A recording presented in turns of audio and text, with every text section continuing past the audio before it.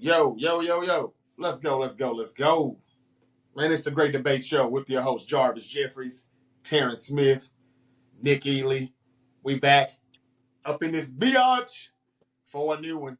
Season 5, Episode 6, coming at you right here. They call us the good guys, and we in the building. We got a lot to talk about, a lot to cover. Oh, my God. Week 1 of the NFL is almost a wrap. We're on a Monday night at you right now, coming at you right now, available wherever you get your podcast. Rate, review, and follow. Monday Night Football, New York Jets 13, San Francisco 32 as of right now, fourth quarter. 4 minutes left in the game. We think this game is over with, and the Jets is going to start the season off 1-1, and the Niners are going to start off 1-0. We all picked the Browns to win on Sunday. We were wrong. We all picked the Jets to win tonight on Monday night. We were all wrong. Of course, that's how it would go out. That's how it would play out, right? We got to really pay attention to that as the season progresses, and then we'll know what to do with our parlays. Anytime it's a three-way, it ain't going to happen. They're not going to win or pull it out. So before we get into Sunday's games, and there's a lot to talk about, Deshaun Watson, what's going on with him? The Cleveland Browns, yeah, they had 2 offensive linemen out, but we still have just not seen what we want to see from Deshaun Watson. We've got to talk about that. Dak Prescott and the Cowboys balled out, snapped out.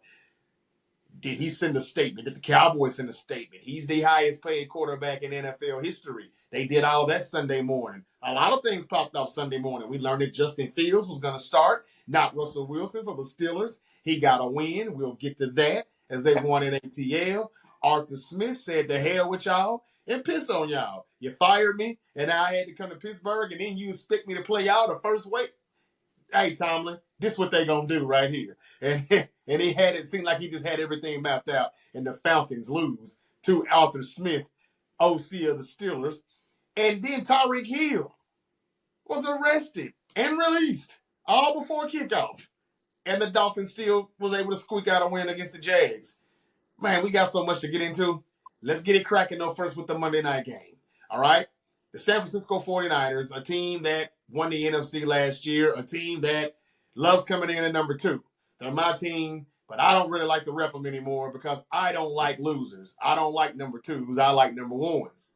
The Niners came in at number 2 once again last year, and I'm still salty about that in case you didn't notice. It is what it is, but the Niners had so much drama this offseason, from Brandon Ayuk to Trent Williams. It just was a lot going on. And now McCaffrey, who's been injured since training camp, and he didn't even play tonight. It was all looking like it was about to fall down on the Niners, and they just came out and they just casually pretty much just ran over the New York Jets. The Jets have been so overhyped, guys, this offseason. Aaron Rodgers is saying Super Bowl or bust. He's got teammates and fans saying Super Bowl or bust. Greeny's not going to be a happy guy in the morning on Get Up, ESPN. What do you guys think about the New York Jets? Aaron Rodgers is also done. They didn't even bring him back out for this drive here. That looks like that is, of course, he goes everywhere around the league. That's backup Tyrod Taylor. How they know he was a Jet. He's still in New York, but he's a Jet now. Anyway, guys, it's just week 1. We're not trying to overreact. I said we wouldn't do that, and I won't do that either way, lose or win. Right. But are the Jets defense and offense, whatever, are the Jets overhyped, or is this just the Niners was just a tough game to come into week 1? I don't know. They've had 4 months to prepare for this team, though. Right. Well, let's start with Terrence first, Nick, since he's the AFC guy, and he may be seeing him down the road at some point, Aaron Rodgers and the Jets. Are the Jets overhyped, Terrence? I I think the jury is still out on that. And I say that because going up against the 49ers, it's hard to tell. Listen, the 49ers, as far as we know, until somebody takes that away, they are still the class of the NFC. They still are very much loaded on defense. They still have a very formidable offense, even without McCaffrey. For some reason, the Shanahan system, people still can't figure it out. All the motions and twists and turns. Those guys still pick up big yardage. So I'm not going to pass out a judgment on the Jets until I see them play mainly division games. Let's see those. But let's just see the rest of the schedule, see how the rest of the season plays out, at least the next 2 or 3 games. I would say I didn't really see much promising. I think the biggest problem, Nick, you can probably relate to this, is that their best pass rusher isn't suiting up right now. And I don't know if that's going to eventually become so much of a problem to where they have to make some kind of a move to somebody that actually wants to pay Hassan Reddick. But they need him. That much I can say. But I don't want to call them overrated because it's the 49ers, and the 49ers makes good teams look bad sometimes. Unfortunately, sometimes they make bad teams look good, but more times than not, they make good teams look bad. So I don't want to pass judgment too soon. It's funny that last thing you mentioned, Terrence, about Hassan Reddick. Let's take a walk backwards with me here just for a minute. NFC Uh-oh. Championship game a couple years ago. Remind me again who made the biggest plays in that game on the Eagles defense? It was Hassan Reddick. They couldn't block He him. or Either one of you, yeah, Hassan, correct, Hassan Reddick. They couldn't block him. You think he might be a Yeah. guy that have a good idea of what the 49ers may be trying to do on offense, maybe where the weaknesses are, where they can Yeah. try to get a pass rush, try to stop Brock Purdy, try to Right. stop Deebo Samuel. They didn't even have Christian McCaffrey, which is the beginning of the reason why I said the 49ers weren't going to be good this year. Not because the talent had gone anywhere. It certainly hasn't. But just because I thought that the attrition of the last couple of seasons was starting to catch up with them. And, Christian McCaffrey being out tonight even is the first example of that. It's certainly not that I wished, bad health on them. But that's just kind of the vibe that I'm getting. The injury bug seems to find its way around the league, and it may just be their time. It may not be, or it may not matter. As it seemed not to have mattered tonight, Jordan Mason filled in just fine in his, Right. first start as a professional here. Um, as far as a referendum on the Jets, I think that might be a bit much to say at this point. I think it is early. I think, like I said, the 49ers, when they are healthy, are still one of the elite teams in football. And the Jets are still looking to kind of gel. Aaron Rodgers hasn't played a full game in 610 days, or whatever they said before the broadcast here tonight. So, certainly looking at it from that perspective, there's a ways for the Jets to go that they can get a lot better. So I'm not gonna panic on them at this point. So just yet, give them a couple more weeks, let them get it, get their feet under them and get things going. We'll see what they are then. okay. If you would, Nick, pull up that schedule for the Jets here for the next coming weeks here coming up, and I think while you're doing that, I'll just ask one more question and we can move on. Um, Okay. It is just week one, and you're absolutely right about Reddick. Reddick could have made some noise, but he's still holding out. And I told you, I think they should renege on that trade, the Philadelphia Eagles, and just let him go back to Philly. It doesn't look like he's playing around. But after this game, maybe he gets his money, and they say, "Hey, man, Brock Purdy didn't get pressured enough. Come on back." Because he didn't really see enough pressure, and I think he definitely could have changed that, no doubt about it. But while we're talking about Purdy not getting a lot of pressure, before we move on and we look at the Jets' schedule coming up, You ready Nick, you for said it? I interesting got it. things about Brock Purdy last episode. You said some interesting things about him when we talked about the most overrated player in the NFL. I said, sometimes it does look like it's Josh Allen. Well, let's see this year without Diggs how he does. We'll get into how he did Sunday against the Cardinals and how he fared, but you watch Brock Purdy tonight. This is supposed to be a good Jets defense. One thing about Purdy, he will get the ball where he's supposed to get it to. He still has limitations, of course, but he's still a little better than Garoppolo. He's a good quarterback or good enough quarterback. Sometimes good enough just isn't enough, especially if you have to beat the boogeyman to win the Super Bowl. But that's neither here nor there. After watching him tonight against a Jets defense that I don't think you thought he would have been too successful, is Reddick the answer? Is Reddick the reason why he looked pretty good tonight, or do you still believe what you said the other night? Is he really the most overrated player in the NFL? I because think of the talent that he I plays. think putting it in perspective, the reason I say is that I say I think that he's the most overrated player in the NFL is because of how high a lot of people have him rated. People have him rated as if they're having him as a fringe top 5 quarterback in the league. He's a 7, 8. No, if you telling me he's average, if he's the 16th, if he's the 15th best quarterback in the league, okay, I can hear 15th. I might put him 17, 18, maybe even 20. And not low, so maybe 17. I can hear 15, 14. Okay. You gonna tell me he's better than Jalen Hurts? Better, on par with Joe Burrow? Better than Josh Allen? Come on, man. We're not gonna do that. We're not gonna do that. That's all I'm saying. But Joe Burrow hasn't been healthy here lately in the past few years, and he didn't look that good yesterday. So some people might say that yeah, he is better than Burrow I right mean, now. if you're gonna tell me it's a health thing, then okay. But that doesn't tell me he's better. That tells me that he's healthier. That tells me he's more available. So that's great. But Okay, that's I not got. that's not the conversation we were having. I didn't think. Just wanted to see what you clarified. That's all. I got you. I'm not even disagreeing with you. Wrong. I watched him 3 straight games without Debo and without Trent Williams, and he lost all 3 games. So I get what you're saying. It's just he's a good quarterback as far as him playing within the system and the offense and him pushing the ball down the field. He will bounce out of the pocket and scramble a little bit if needed. Those were things that we didn't get from Garoppolo. However, I still don't know. The verdict is still out on him, and a lot of reasons is because of what Troy Aikman said earlier tonight. He was drafted last in the draft, but he does have a job to do, and yes, he does play with a lot of talent, but he does facilitate the ball to where it needs to go, and he's done a good job at that since he's been there. Is that $60 million worth per year? Hell no. I don't think No, it is. Still don't. I don't think there's anything he can do this year that will make me think that other than win a Super Bowl trophy this year. And even then, we still know the truth. But if you win me a Super Bowl, what can I say? I can't argue with you at that point, right? Yeah. You know what? It is what it is. If the team blows up, I got 6 of these, baby, and it will be all good. But anyway, Jets, they're gonna win this game. It's not officially over, but it's over. 32. 49ers, The Jets did just score a touchdown, though, but I they think did. it's still 32-20, 32-19. They missed the Yep. 2-point conversion.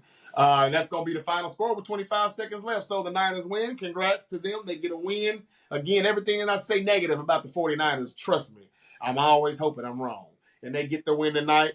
I was wrong. We'll take the dub. But again, like I said, holler at me in 19 weeks. I ain't interested. We get a lot of regular season wins. We get a lot of, games like this.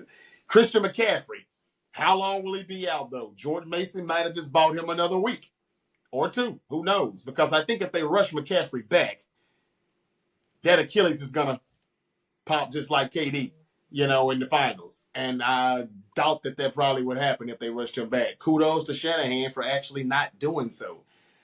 The reason why McCaffrey's not playing is because, man, Kyle Shanahan is just like a slave owner sometimes, and he just runs these people in Jesus. the ground. From Christian McCaffrey to Deebo Samuel, to George Kittle blocking instead of running routes all the time. I mean, that's just what it is. His coaching style and his physicality it just puts a lot of wear and tear on his players. And McCaffrey, that's what it is. It's time to change the tires, and that's why you don't see him tonight. That's just it. It's just time to change the tires. He puts too much thread on it. He runs it out. But anyway, we're done with Monday night. You asked about the Jet schedule. The Jet schedule, yeah. I mean, we can move They on. got at least 3. Some might even say 4 very winnable ones coming up next. They visit the Titans. They got the Patriots at home, and they got the Broncos at home. Then they visit the Vikings before they have the Bills at home. Okay, so I see why they lost tonight. They're probably going to go on a 4-1 They stretch they, after. they yeah they could win their next 4 at least, and then they walk in and get ready to play the Bills at home with some confidence and some continuity and a rhythm. And hopefully they'll have Hassan Reddick back by then. We'll see. Probably not, because they're not going to pay him. They're not going to pay him at all. Good win by the Niners, and I must say the offensive line did look good. I can't wait to see if it was the O-line for the Niners that are going to be better than what I predicted, which would be great, or is the Jets overhyped? as you guys said, that'll be to be continued. Now, Yep. Sunday's game. I've been waiting to do this. Let's get right into it. We all picked the Cleveland Browns to win. We were wrong on that too. Man, the Cleveland Browns looked bad. The offensive line, they were out two linemen. I think a left tackle and a right tackle. That's not good. But still, we expected Deshaun Watson to be Deshaun Watson, and we've been Yep. waiting 4 years to see that. The best we've seen Deshaun Watson in Cleveland was the last game he played in Cleveland, where he hurt his shoulder and he completed like 13 completions straight and beat your Ravens, Terrence. And we were like, Well, oh, here he is. He's back. And then again, it's like, where did he go?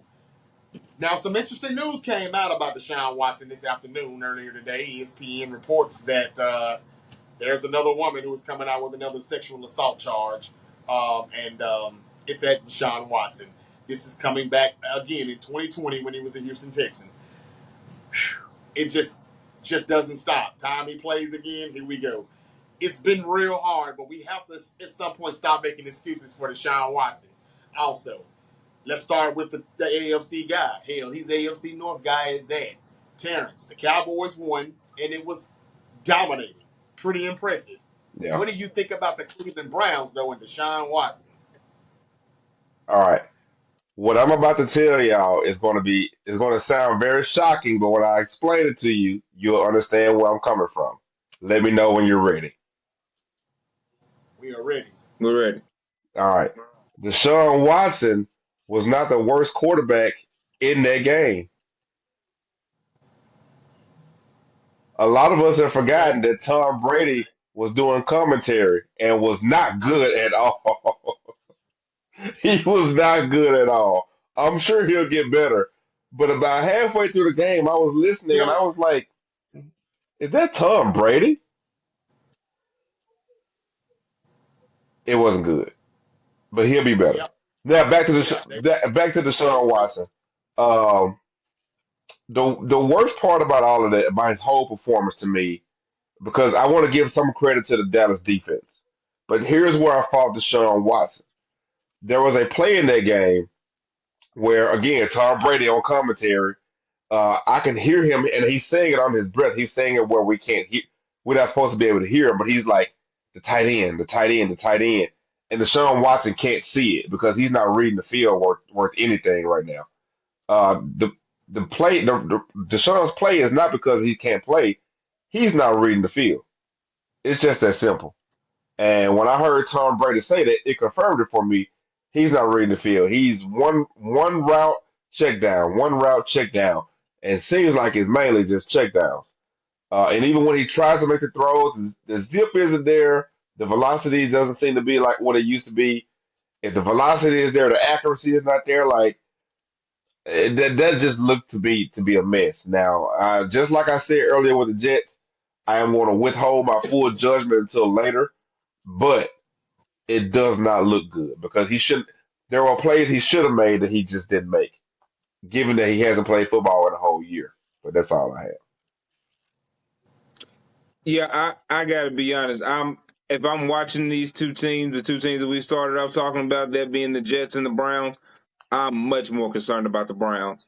I think that we've been trying to stretch this thing out for Deshaun Watson for what, 5 years now? It's been 5 years since we've seen Yeah, that guy. The guy we yeah. saw in 4 years. I thought it was 2019. No, that was 2020 in Houston. Jarvis. All Yeah, it's right, been 4 years, it's Jarvis. been It happened the first. It happened the first year, like our first year podcasting was when that happened. And if you remember, I was saying that Deshaun wanted to go to Miami, and I was like, why does he want to go to? Why does he want to go to Miami? Yeah, we know why now.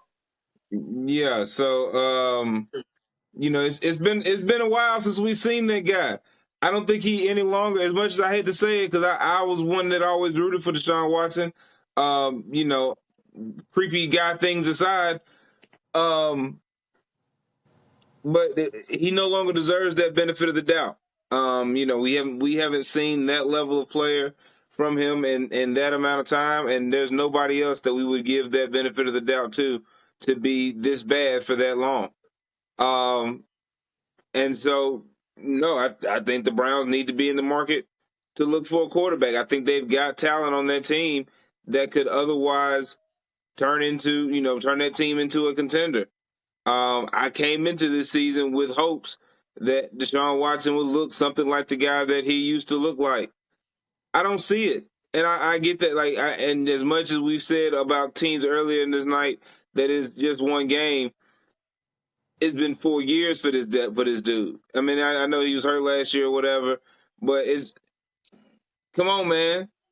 Like even as much as we'll ride a Dak Prescott, it ain't like Dak Prescott don't never show up. Yeah. It ain't like he didn't lead the league in passing last year.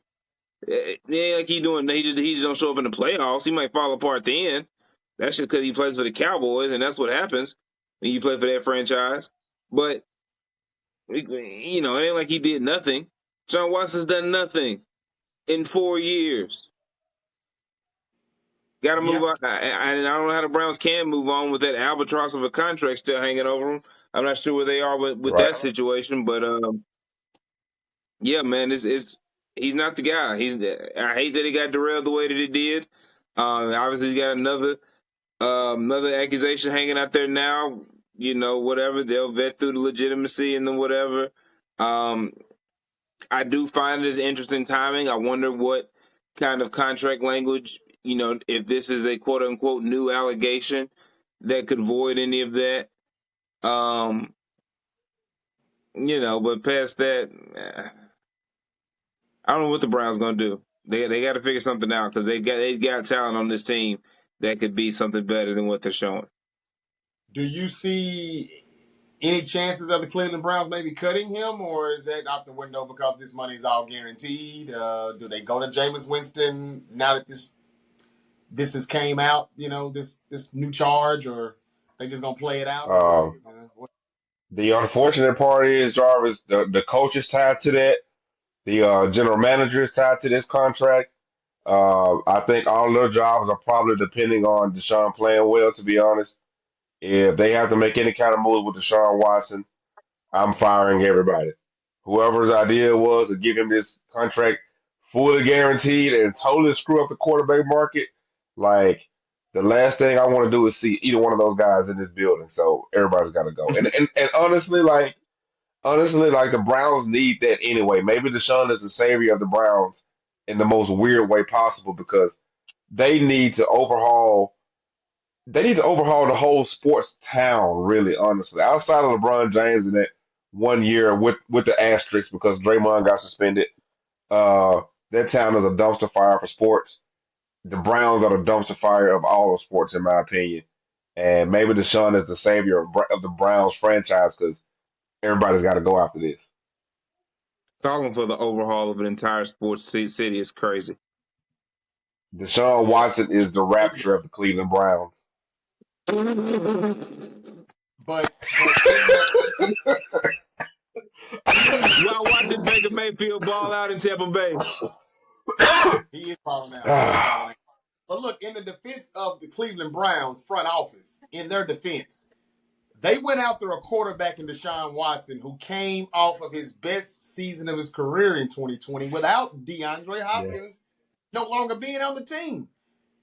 Can you blame him? Yeah. I mean, I'm not saying it should have been fully guaranteed or that high of a contract, but it's the Cleveland Browns, and they did what they thought they needed to do to go get their franchise guy. And I thought it was a hell of an upgrade from Baker Mayfield. A lot of people did, but I always said that Deshaun Watson was like. I mean, in fairness, Jarvis, you make a good point. Like 20 teams in the league would have traded their right arm for Deshaun Watson at that point in time. That point in time, yes. Allegations and the creepy guy stuff aside, as a quarterback, 20 teams in the league would have traded they half their roster for Deshaun Watson. Yeah, agreed. So I hear you. I feel for the Cleveland Browns, so I really do. Yeah, last thing I'll say is, I get what you guys are saying about the year Deshaun Watson was having. The problem with that is, if I see somebody driving this used car going down the road and it's running the best it's ever run, I might want that car and I might make a purchase for it, but I'm not going to give everything that I have for that car. That's essentially what the Browns did. They were so desperate for a franchise quarterback that they literally gave up more than anybody had ever given up until Sunday. Until Sunday, nobody had ever given up that much guaranteed money. Um, and which to me, both contracts are ridiculous because I feel like you need to win a championship before you get that much guaranteed money. That's just my prerogative, or at least the MVP. Um, but no, the Browns to me, after this, it's time for a total reset. It's time to reboot the Browns. Is it really like buying a used car, or is it like buying a stock on the rise? I mean, either way you look at it, Nick, but I'm not going to give everything that I own for that stock on the rise. Because I mean, To because you me, got to think about it. they Like, gave the franchise to Deshaun Watson. okay, so like think about it this way. Like, all right, that was Deshaun Watson 4 years ago, and he was the only guy. He was the only guy in that age group he was the guy next to Patrick Mahomes. We already knew Patrick Right, Mahomes right. was the guy. He was a distant number two. Yeah. Deshaun Watson was the only one that was like, yeah, he might be able to take him down. So whoever you think that guy is now, whether you think it's Lamar, whether you think it's Joe Burrow, whether you think it's Josh Allen, whoever you think it is, 20 teams in the league would cut off their right arm to go get that guy if he was available right now. Yeah. Yeah. That's crazy, man, out there. I mean, like, he and Russell Wilson have The to be list like, of teams that would not trade whatever they could to go get whoever you think that guy is much shorter than the list of teams that would. hey, man, Deshaun Watson and Russell Wilson have to be like two of the weirdest, strangest quarterbacks we've seen in all of football. Like, this is the weirdest thing that's ever happened with those two in such a quick amount of time. If this isn't Space Jam, like, The it's fine. Eagles, Chargers, Chiefs, Bengals, Ravens, Bills, Packers, and Jaguars, and Chargers. Them 9 teams love their quarterback enough. They would, and the Jets for this year at least. 10. Yeah. The other 22, ready to roll. Cowboys. Yeah. Because they just Speaking of the Cowboys, before we move on, Dak Prescott and CD Lamb, it didn't look like they missed any practice at all. It didn't look like CD Lamb missed training camp, which I think he did. But man, it didn't show with him. Brandon Ayuk, a different story, but man, the Cowboys looked impressive. If we're saying that the Browns are just, is it just Deshaun Watson, or the Browns defense didn't look all of that either? I was very high on Cleveland, saying that if the quarterback can be like the quarterback we thought he was or used to be, this is a Super Bowl contending team. They didn't look like they should even be in the postseason. It was just 1 week. I'm not overreacting either way for either team. But was this a statement game for the Cowboys to start with Nick? Because it's in his own damn division and he's an NFC guy. Were you impressed with the Cowboys yesterday? Impressed would be a strong word. I do think they play well. I think impressed would be putting a little bit strong. I think, like I said, I think it, because of what I felt about what I saw, felt like it was more about how bad Cleveland is or how bad Deshaun Watson is at this point. It was hard for me to give too much to the Cowboys, but they certainly did play well. Look, they looked good. The stats were not eye-popping or anything of that nature. A lot of field goals kicked. But big punt return there in the third quarter that really kind of blew the thing open. If there was going to be any hope of a comeback for the Browns in that game, that punt return there early in the third pretty much killed that. And so good on them. Let's see who the Cowboys have next. The Dallas Cowboys? Yeah, who the Cowboys? Yeah, The yeah. Saints. No, They have the who Saints. they play next? I look at it. New Orleans Saints. They have the Saints next. That's Yeah. right. They do play the Saints next because my cousins and my sisters shall be watching that one. That'll be fun. Should be an interesting test for them. Saints played a great game, on Sunday as well. Blew the Panthers out, which, how much stock you put in that? Because I think, as Terrence said, I think we'd all agree the Panthers are pretty much on the clock at this point. And Panthers so, the South. say what? Yeah, I picked the Panthers to win the South. The Giants. You The picked the Giants Panthers on the clock. The Panthers are. Yeah. Oh, the Panthers on the clock, but I'm telling you, the Panthers on the clock. Yeah. Yeah, from what I Again, saw, we're from not what going I to saw overreact. Sunday, they might be. That was a bad prediction by you. Panthers on the clock, buddy. Well, we were both looking at it like, what WTF? But Yeah, that's what he said. they picking in the top 5 for sure. If he's right, man, he's the only one that got that right, and it'll be something to come back on. But Yeah, it's that just week one. yeah. I heard Bryce Young. I heard he Yeah, had what a about him? great training camp, a good preseason, and yeah, you're Uh-huh. right. I don't know what about him, but I heard that he had a good training camp. So 47-10. well, at one point that could almost win the NFC South, but we'll see. Tampa Bay looked good in the Browns. 13-30, 161 and 2 picks. Damn. Great training camp. Well, I know the Saints defense still was kind of decent. Maybe they were solid. Maybe they're still good. I don't know. I don't know much about the Saints, and I ain't put a lot of stock in those guys either. But yeah, that was a hell of a game for the Panthers. Man, ouch. But the Baker Mayfield and the Buccaneers look good. They got a win over the They Commanders. did. Daniels, he was so, but his running ability looked like he's definitely a dual threat. We saw that. He had a lot of rushing yards. I think he got over 100 as well. Over 100, But they still got some things to process and some pains to go through For in sure. Washington. But Tampa Bay looks like that's Washington. The Washington defense was the worst last year in the league. Hopefully it's not that bad this year, but it wasn't that good on Sunday. So shout out to Baker Mayfield and the Buccaneers. They hear the predictions and they're saying, screw the Falcons. We're gonna do this again this year. Right. And to the You know. go ahead, Go T. ahead. Um, the Browns have to be such a bad franchise to the point to where when Baker Mayfield was with them, I thought, and I think I said on this show, that he's about to be out the league.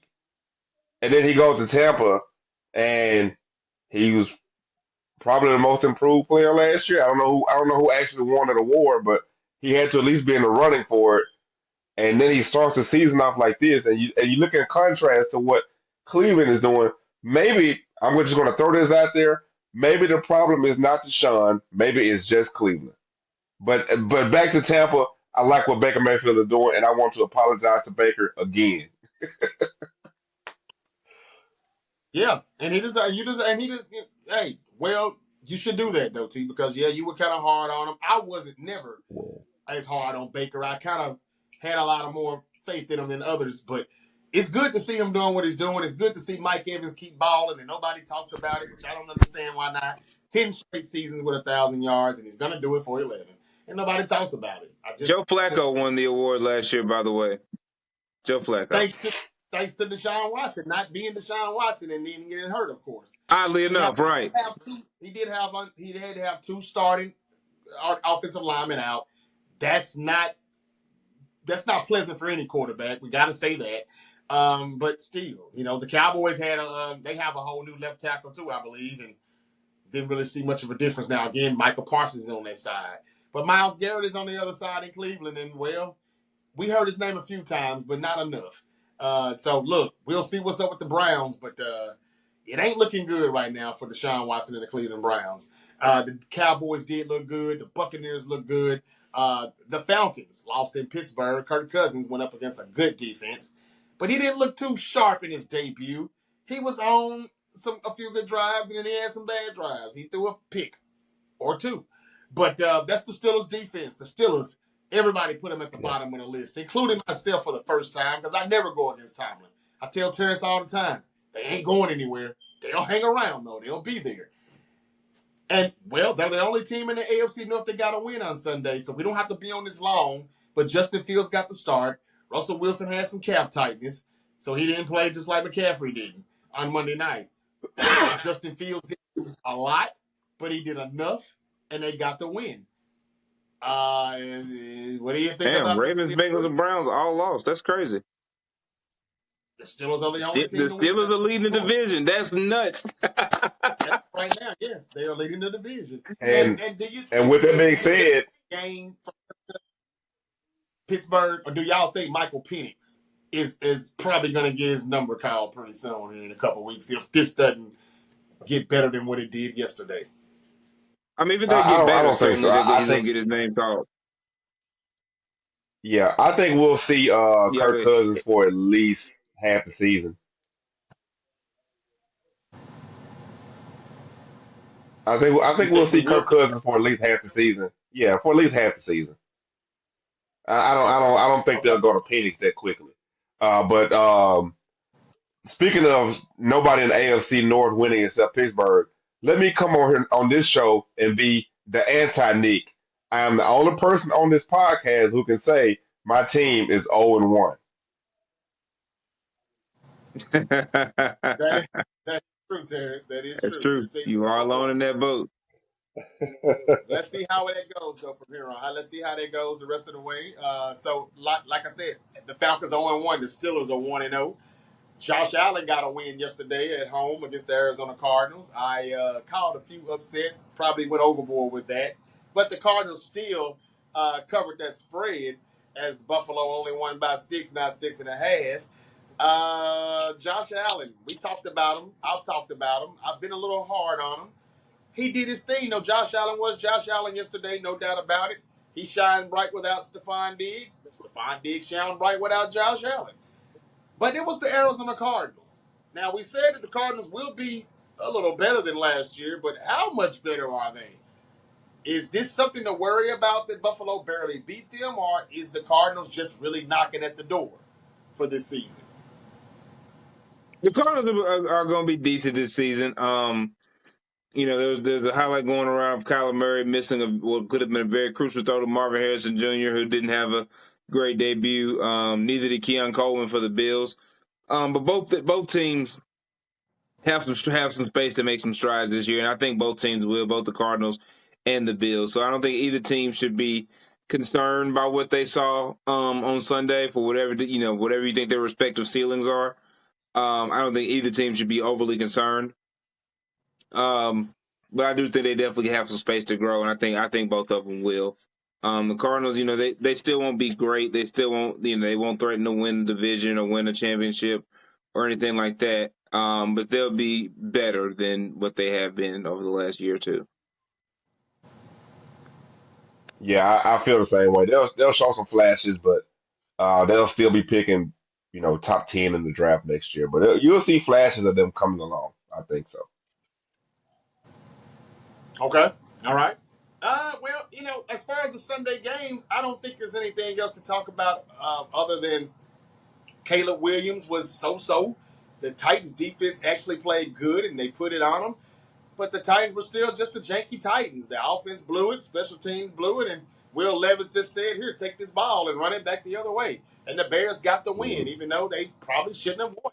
I don't know how people think about Caleb Williams, but again, let's give it a few more weeks and watch him. The Titans were prepared and they were ready, though, but they still just didn't get the win. But the Lions and Rams, they had a pretty good one. It was a overtime battle where the Lions end up winning, but the Rams keep playing them close. But they still, Stafford just can't come back into Detroit and get their win. Jared Goff won't let it happen. I used to say here for a couple of seasons that I thought, and again, I know people are tired of hearing me say this, Sean McVay got the Super Bowl with Matt Stafford. He did. But I always wonder, why did he do that? I mean, like, it's okay to say, I screwed this up. I'm going to get a veteran quarterback. I've been wanting my coach to do that for quite some time, just in case. And I'm not saying Brock Purdy can't win him a Super Bowl. I'm just saying he hadn't won it yet. And it just always seems like Shanahan's never going to do it until he gets a veteran quarterback. McVay went and got one. However, I always thought that Jerry Goff was pretty damn good.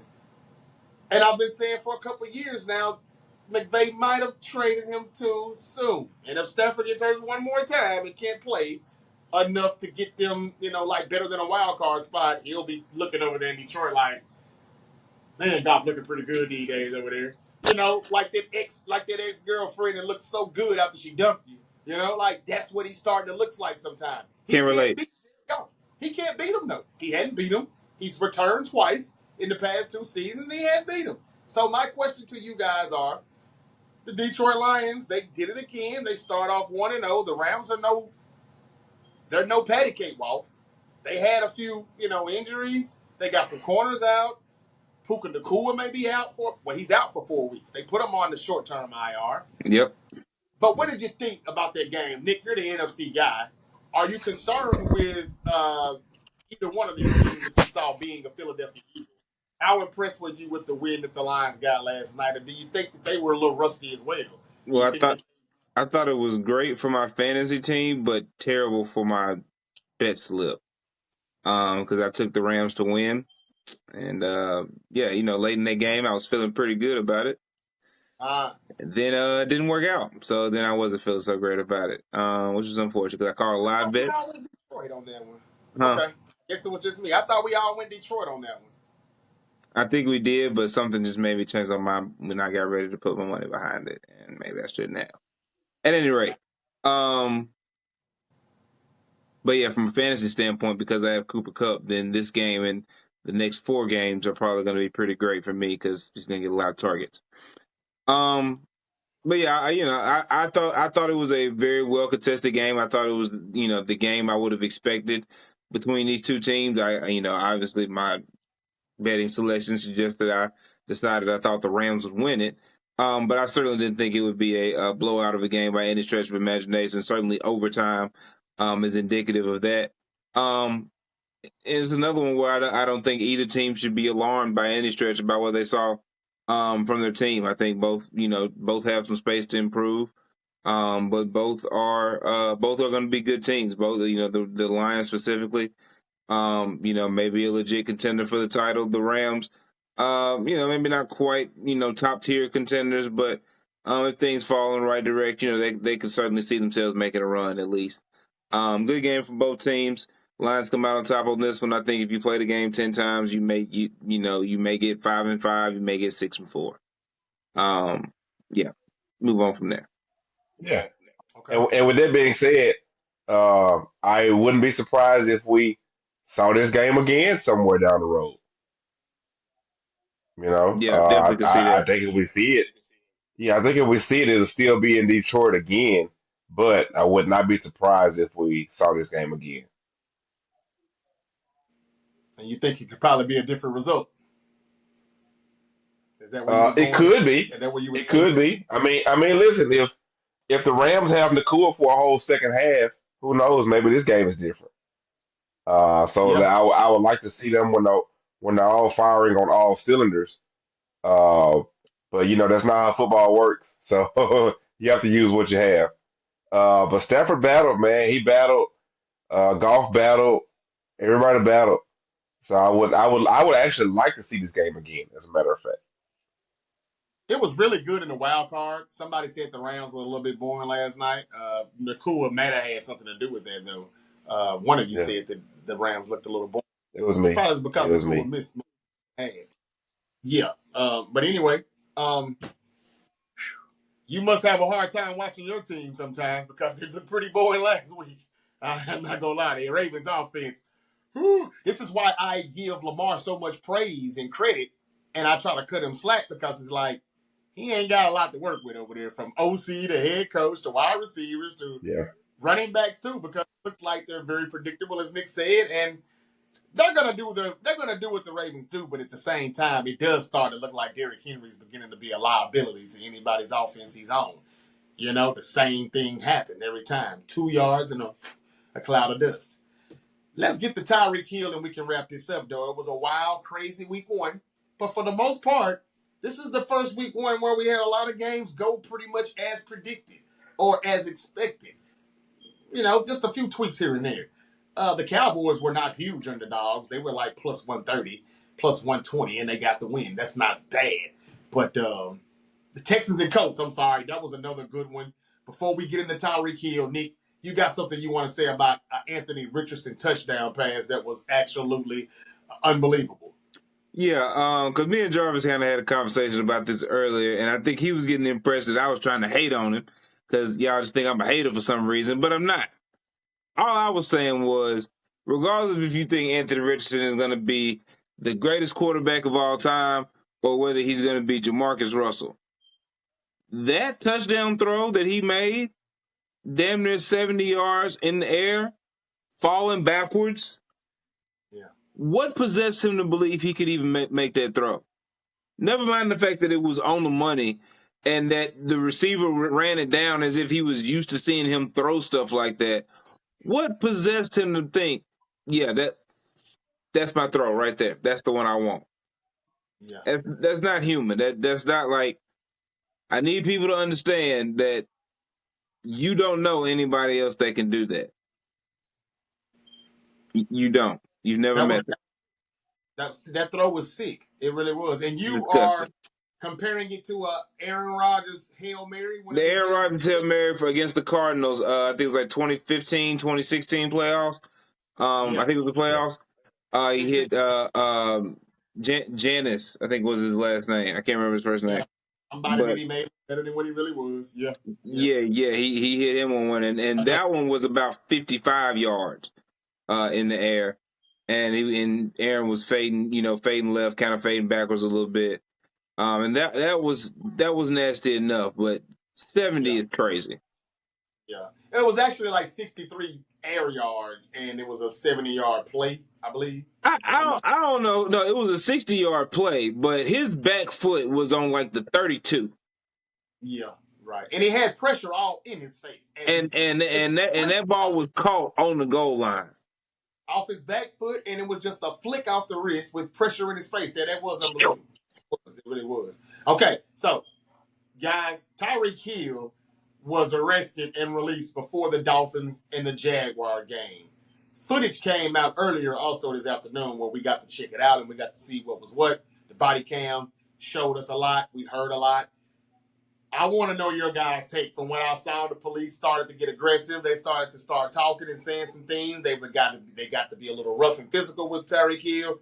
But in the beginning, Tyreek Hill was being a little disrespectful. He was not wanting to let his window down. He was saying, "Hey, man, go on, give me my ticket and let me go. I'm going to be late, bruh." I mean, he wasn't really trying to comply. He was, but you saw it. We all, for the people that didn't, Tyreek said, "Don't knock on my window like that." Of course, the officers gonna knock on your window. Well, they don't always knock on the window. I take that back. They'll just politely just do this to let it down. But you know you gotta let your window down. He knocked on it. He tapped on it. It was not rough or anything, but he didn't like it. Don't touch my window. And he wasn't really wanting to cooperate. And then it's when he was like, "All right, I'm gonna ask you to get out of the car if you don't let it down. Matter of fact, get out of the car." And that's when it came. That's when it began to get a little, out of hand. Calais Campbell comes up. He shows up. He was almost tased. He stepped back, as the officer said. He continued to step back, and the officer kept telling him Calais he was complying with everything he said. And he still almost got tased. I mean, that guy really wanted to tase him, from what I could tell. But he did not. Calais Campbell was checking on his teammate, guys. They started to rough him up, throw him on the ground. He said, "I just had surgery on my knee, bro. We saw it. We heard it. I'm pretty sure everybody kind of has now. If you hadn't, go check it out. Nick, Terrence, Tyreek Hill was able to get released. He caught a touchdown bomb. He did the touchdown celebration as Jalen Waddle put the handcuffs on him. It was pretty hilarious. But Terrence, what do you think about? I like divas, man. I love wide receivers that can be so unique, in the end zone. I've always loved it. But Terrence, it's no laughing matter really though, because that Right. situation could have really went left if he wasn't Tyreek Hill. And somebody finally Yeah. let the officer know that's a famous Dolphins player. It was like, "Oh, really?" Yeah, and it shouldn't change a thing.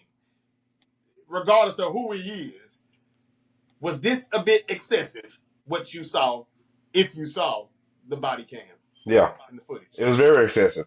It's very excessive. Okay. There should never be a time where there are 4, 5, 6 officers around and they have to do that to one person. Tyreek Hill is not a big man. I know we see him on TV and we think that he's whatever however TV makes him look. Tyreek Uh-uh. Hill Tyreek Hill is not Pause a big that. man. Stop that. Tyreek Hill is not a tall man. Exactly. That dude's like 5'7". But right, he's not a tall man. I'm not gonna say he's not a big man. He's not a tall man. A 5'7" guy against 4 big white officers. Or 5, or how many? It was more than 2. It was multiple. Uh, I only have 2 things to say. One, some of these guys have to realize what Kanye West said a long time ago. Even if you in a Benz, you just a nigga in a coupe. Don't forget that. Oddly Secondly, enough, Tyreek it'll was be. driving a McLaren. I figured that. Secondly, it'll Nice be shit. very interesting to see, yeah, what the NFL's actual statement is, given the way they treated Colin Kaepernick, who protested these very same things. That's what I really want to see what the NFL statement is. I don't know if they've released one yet or not. I haven't seen one, but it'll be very interesting to see what their statement is, given the way they treated Colin Kaepernick. Tyreek Hill is fine. He wants to cooperate with the police. He wants to do charity events with the police. Whatever. I ain't doing crap with him. That's his prerogative. But uh, I'm gonna need for these guys to remember money don't change your skin color. They don't see money when they see you. They don't see what you're driving. They just see your skin color. That's it. Plain and simple. Don't forget it. Um, I watched the footage, and there was a particular because one thing I heard Tyreek Hill say in his post game press conference is that he was very respectful. He didn't curse, and he blah blah blah and all of this. Considering, because I watched the first part of the video that shows when his car comes past the officer and looking like it's going considerably faster than the other cars you've seen go past the officer. The officer pulls out and kind of U-turns to go, turn the lights on him and pull him over. And then he comes to the car, he's speeding, whatever, whatever. And he's like, do what you got to do, give him a ticket. And it sounded like to me, and you can tell me if you heard it or not, if you guys watched it, it sounded like to me he called the officer the P word. That refers to female anatomy, right? I don't know if I Yeah. thought that's what I heard. So if you telling me you didn't use profanity, come on, man, like man to man, that's just not something you just finna be saying for no reason, just gonna slide. Um, so he lied to us there. That being said, everything that happened after that is the textbook definition of police brutality. Like, I mean, that's at the end of the day, you pulling the guy over for speeding, whether you know he's Tyreek Hill or not, in a vacuum shouldn't matter. But even once you do, should definitely go, okay, the stadium's right here. We know where he's going. Like, we can go deal with this matter with the NFL about, hey, make sure these guys aren't speeding. Somebody needs to be finding them. We need help deterring this issue. But this is not the time to go try to be super rogue cowboy cop, slamming this guy on the ground and teach him a lesson. It's not going to be a good look for anybody. And then the way that the guy was going about yelling at the teammates that Blaine Calais Campbell and the other guy, John, I think it was Jonnu Smith, that pulled over in the kind of up ahead of him. He was like, telling you're gonna give me your license, you're gonna go to jail and all of this. And he's like, dude, I'm gonna leave. And the other officer told him he could leave and all of this. It was one of those situations where it just looks very, very stereotypical. Oh, these big black scary black men are around, and so now I'm threatened, and I need to assert my dominance and let them know who's the boss. When in actuality, when your job is done correctly, I feel like that entire situation could have been de-escalated and handled much much differently and much better. So, um, unfortunate reality is that regardless, as Kanye said and as Terrence iterated here, just a nigga in a coupe, man. Yeah. I don't have much to say either other than what you guys said. I thought Tyreek started that whole thing off wrong. I do. He did lie to us a bit. He didn't just cooperate immediately. He continued to tell him, don't tap on the window. He gave him his license, and he was still yapping at him. They don't like that, and they don't take it kindly, especially when they look like us. And so that's when it popped off. And again, no, it did get excessive, and a lot of that was unnecessary. And that's why one of the officers is already on, what do they call it again? Administrative leave or whatever, desk duty, basically. Yeah, leave. Pay Okay, vacation. Desk so duty. somebody He's filing paperwork. they're gonna go further with this. You can hear him calling his agent Drew Rosenhaus, telling him he's about to go to jail. They didn't have to do what they did as far as face down on the ground and all of that, and he's still telling them about his knees, and yeah, you don't have to say I'm a football player to do that. Shout out to Tyreek though, he didn't tell him who he was. He never said, "Do you know who I am? Do you know that?" He continued to tell him, "Do what you got to do." But he did start it off the wrong way, and it got off on a bad foot, and it went from there. They're going to take legal action now, I'm hearing. We'll see what goes from there. Was Calais is a good stand-up guy, though, and he was there for his teammate, man. And he almost got tasered pretty damn good. I mean, that officer really wanted to do something to him, and I guess he was just so intimidated by his physical presence and how big of a dude that That's a is. big dude, man. The side I note, mean, that's a big nigga. yes, and you can see Calais Campbell's kindly letting him handcuff him because there's no way he could do it on his fucking own. He Right. just couldn't. That dude is huge, man. But he was It's a very big dude. compliant, and It's a big nigga. like all he was trying to do was check on his teammate. But that dude, like 6'8", damn near 300, if not. Nah, he He's been knows the three. He's solid 325, 330. That's a big nigga, bro. seems like he's been around The a very tape that long time. he I would have remember walked him like right through the taser. hard. Yeah, yeah. Man, look like Frankenstein coming up on that officer. Come on, man. Seriously. All right, so we'll get more information on that, but that's it. Tyreek Hill was, booked and released pretty quick. Still played the game. Deshaun Watson, people are still trying to get his ass in jail or whatever's going on. He's got another charge, and he looks bad on the football field. I'm going to be trying to call Joe Flacco. Until the meantime, we'll see if Kevin Stefanski's going to let Jameis Winston play. Kevin Stefanski does deserve some blame, I will admit. I mean, look, if you know that you've got two offensive linemen out, there's some things that you maybe need to do. You need to do some things to prepare for what this Cowboy D-line is going to bring to you, what their front seven is going to bring when you know you've got people out. The ball needs to come out quicker. The play caller needs to be a little better for short plays, quick throws, not making him just scan the field, which is obviously he really can't do. And, some of it goes on the coaching as well. And hope they get Jedrick Willis and whoever the other offensive lineman back because, man, they did not fill their shoes well at all. And speaking of offensive linemen, I'll wrap this up. I've been very hard on the 49ers offensive line. I always say it's Trent Williams and everybody else.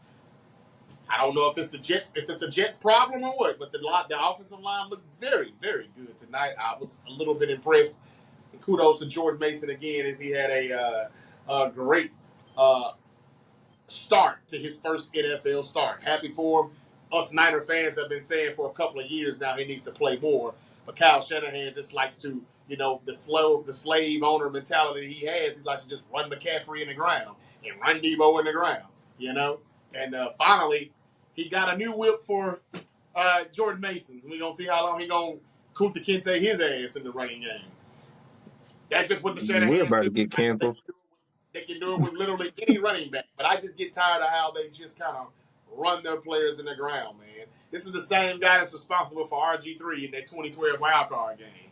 He was hurt and he just kept running him and kept running him and kept playing him. That's what they do.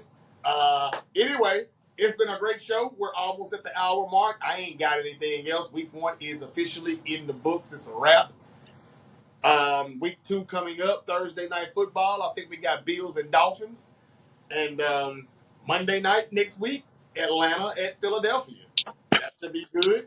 We're gonna do a little something different next week if Nick is okay with it. We're gonna come in during halftime and give you a halftime report, and we're gonna try to maybe go live and give you some visualization of what I got going on in the dungeon here. And I'm gonna probably have Raw on one TV, and I'm gonna have Monday Night Football on the other, and we're gonna see what the Eagles are doing against the Falcons. I really should have looked at the Falcons' schedule before I said they were going to win the NFC South because, man, this looks like 0-2, and it doesn't get that much better after that. So, anyway, that's all I got. Terrence, Nick, you got anything else before we wrap this up, man? Good. Go Birds. Go Birds. Which one's next Monday night? The Eagles or the Falcons? Which bird? Come on, man. The ones right next to you. I'm messing with you. Well, we're gonna see how dirty the Birds are gonna be, man, in Philadelphia. We'll see. It's gonna be a good one. We hope. Kirk Cousins on Monday Night Football. Ugh. Something just doesn't sound good about that. We'll see how it goes. That's all I got, guys. That's pretty much it. Again, y'all check that body cam footage out that was released of Tyreek Hill's detainment. If anybody hadn't saw it already, we broke that Deshaun Watson sexual assault thing first before they talk about it in the morning. If you can listen to us first. Again, the Great Debate Show is available wherever you get your podcasts. Rate, review, and follow. Until next time, we will be back later this week with more episodes of the Great Debate Show. And if I feel like talking about something, I'm just going to come talk about it. Whatever day that may be during the week. All right? But until then, man, y'all be safe out there and peace. We'll be back next time. If you pay your subscription bill, we out.